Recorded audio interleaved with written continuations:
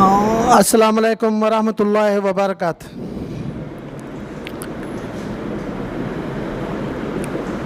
الحمد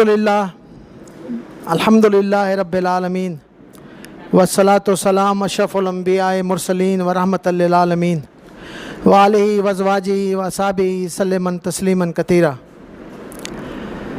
ابتداء رب کریم کے بابرکت نام سے جو دلوں کے بھید بہتر جانتے ہیں، اللہ تعالیٰ وہ ذات عظیم ہے جو رب العالمین ہے، انسانیت کی پرورش کرتے ہیں۔ اللہ تعالیٰ کا اس دنیا میں سب سے بڑا احسان جو انسانیت پہ ہے کہ اللہ تعالیٰ ہمارے گناہوں سے چشم پوشی کرتے ہیں، ہمارے عیب، ہماری نیتیں، ہمارے اعمال اگر عیاں ہو جائیں تو اس دنیا میں ناممکن ہے کوئی انسان جی سکے۔ یہ اللہ تعالیٰ کا خاص احسان اور نعمت ہے، اللہ ہمارے گناہوں سے چشم پوشی کرتے ہیں جیسے رب کریم نے دیکھا ہی نہیں ہے۔ درود و سلام اس ذات مبارک پہ جو رحمت للعالمین بن کے آئے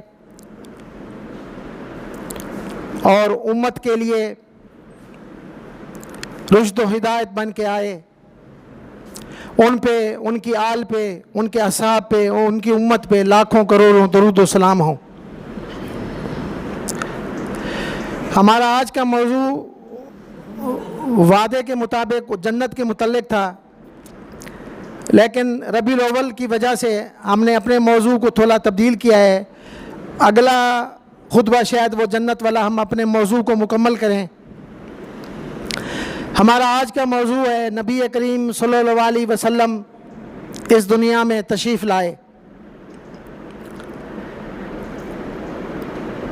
بدبخت ہے وہ شخص، لعین ہے وہ شخص، اللہ اور اس کے رسول اور تمام امت کی لعنت ہو اس پہ جو نبی کریم صلی اللہ علیہ وسلم کی آمد پہ خوش نہیں ہوتا۔ اللہ کے نبی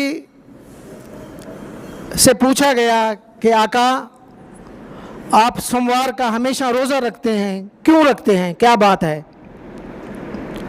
تو آپ علیہ الصلوۃ والسلام نے فرمایا اللہ نے مجھے سوموار کے دن پیدا کیا، اس لیے میں اس کا شکر ادا کرتا ہوں۔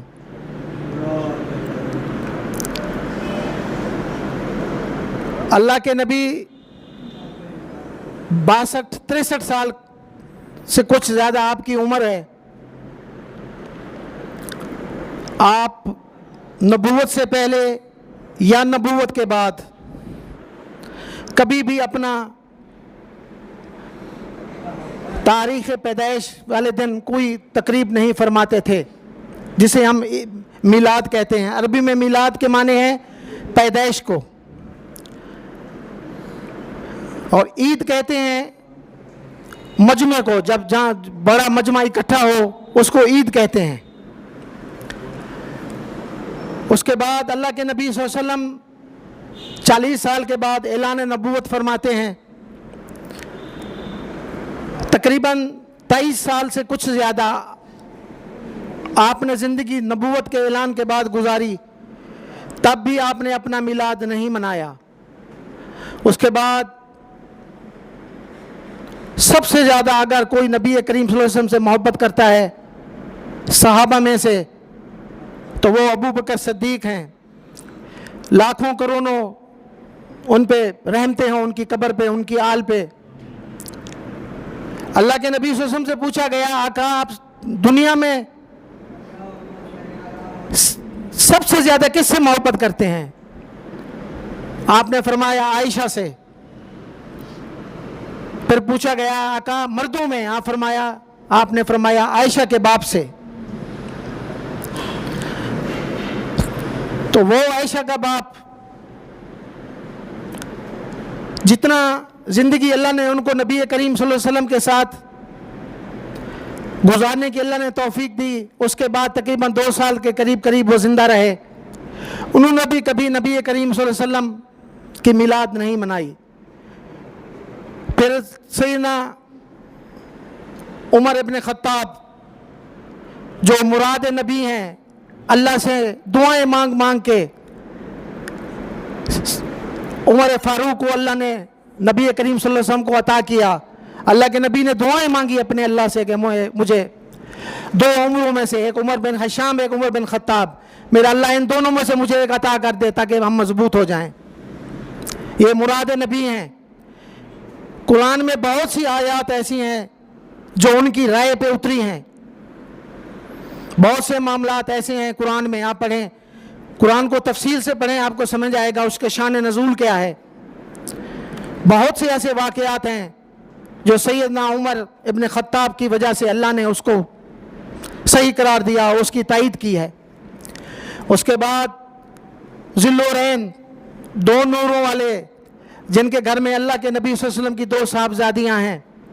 اللہ کے نبی فرماتے ہیں اللہ نے مجھے اگر 40 بیٹیاں بھی دی ہوتی تو میں یہ کے بعد دیگر عثمان کے نکاح میں دے دیتا.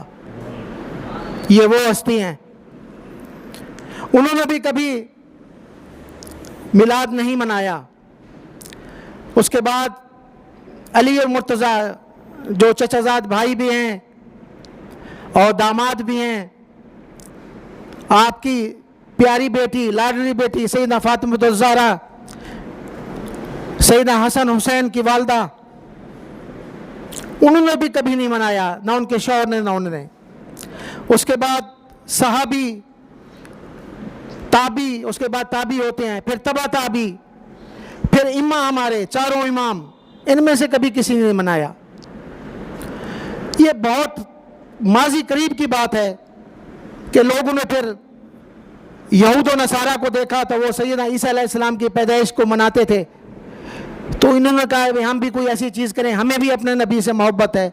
تو محبت میں یہ غلو ہو گیا، اس کی کوئی دلیل نہیں ملتی.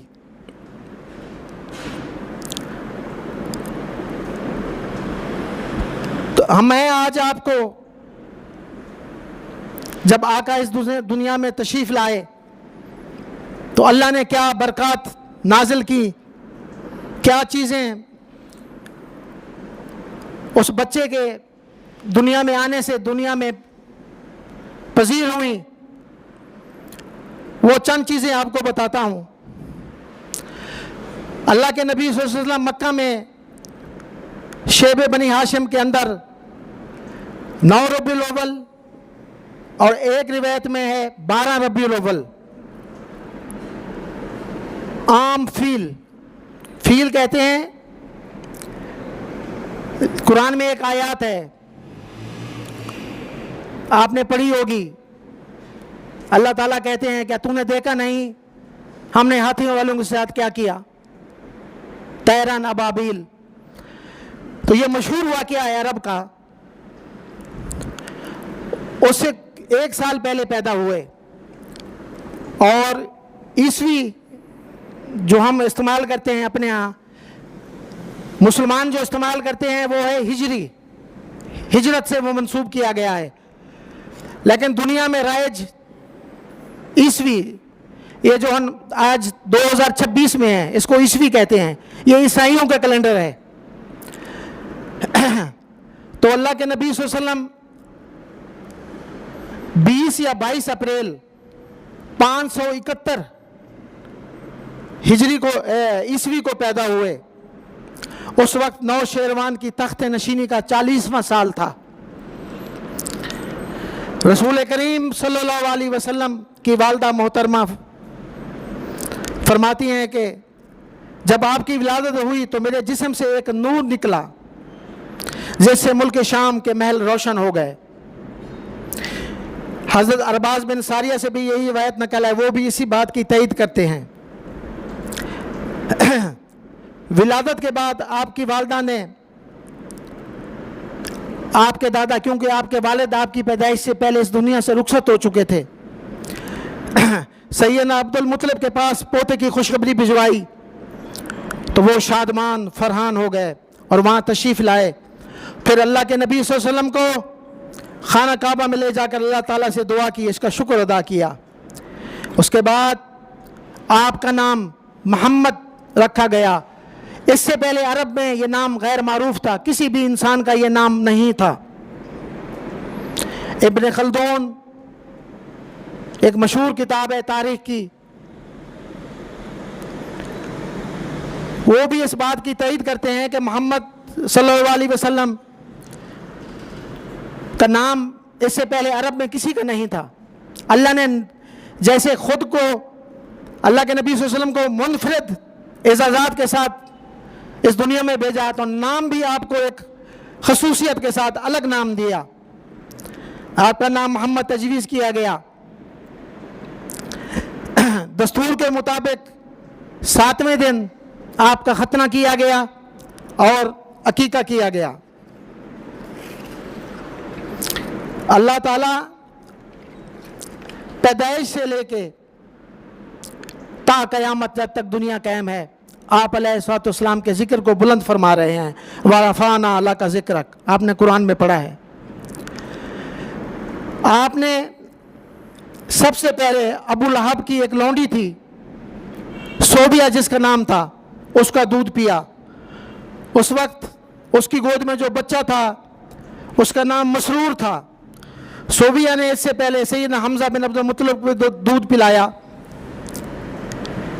شہری باشندوں کا یہ دستور تھا کہ وہ اپنے بچوں کو شہری امراض سے بچانے کے لیے دودھ پلانے والی عورتوں کو 2 سال کے لیے بچے دے دیتے تھے، کیونکہ مکہ ایک ایسی سرزمین تھی جہاں ہر دنیا سے اس وقت جتنا بھی ممکن تھا لوگ آتے تھے حج کے لیے، عمرے کے لیے۔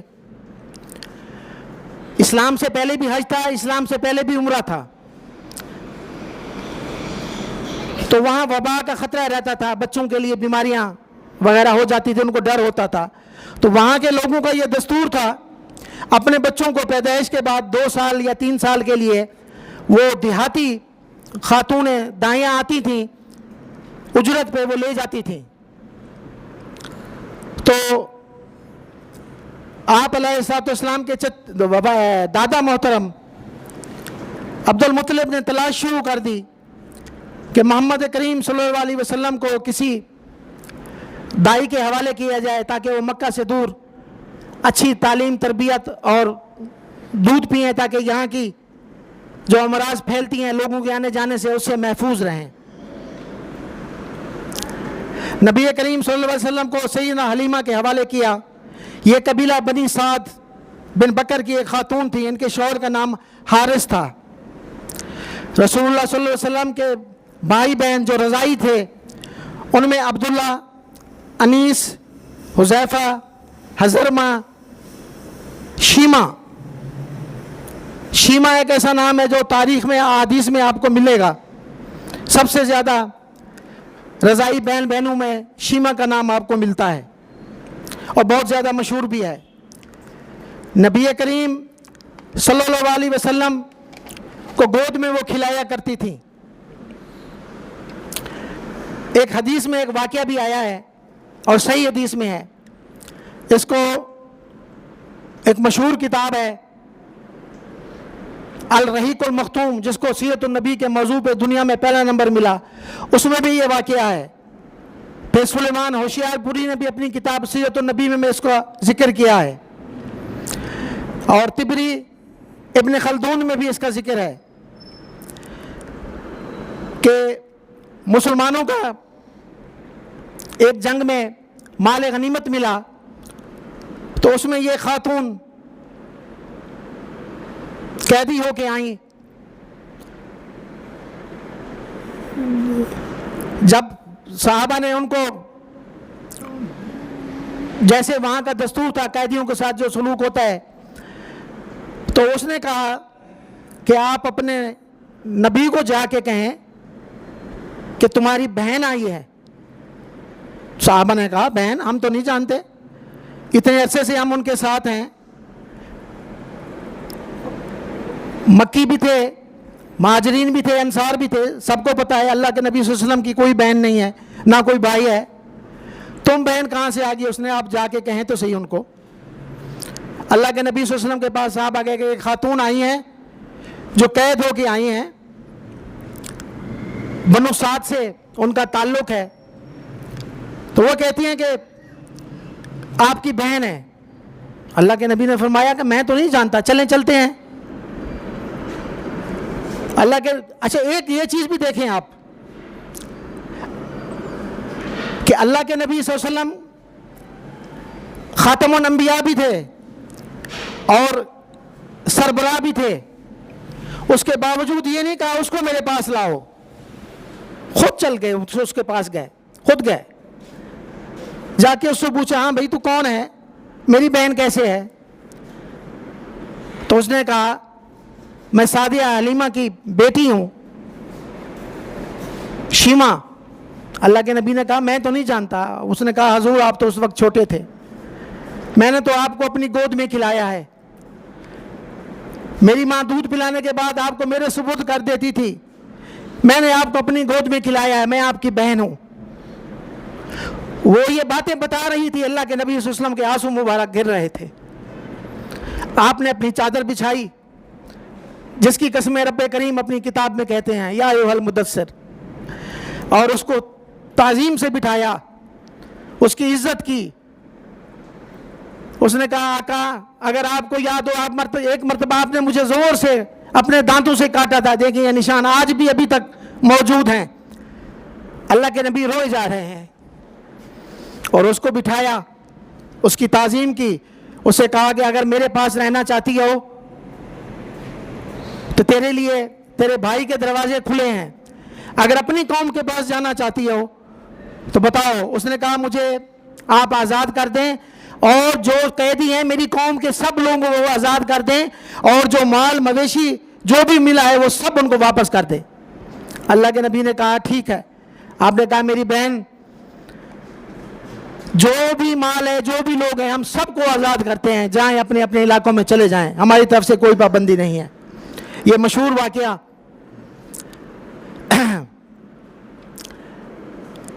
تو آگے چلتے ہیں۔ اللہ کے نبی صلی اللہ علیہ وسلم سیدنا حمزہ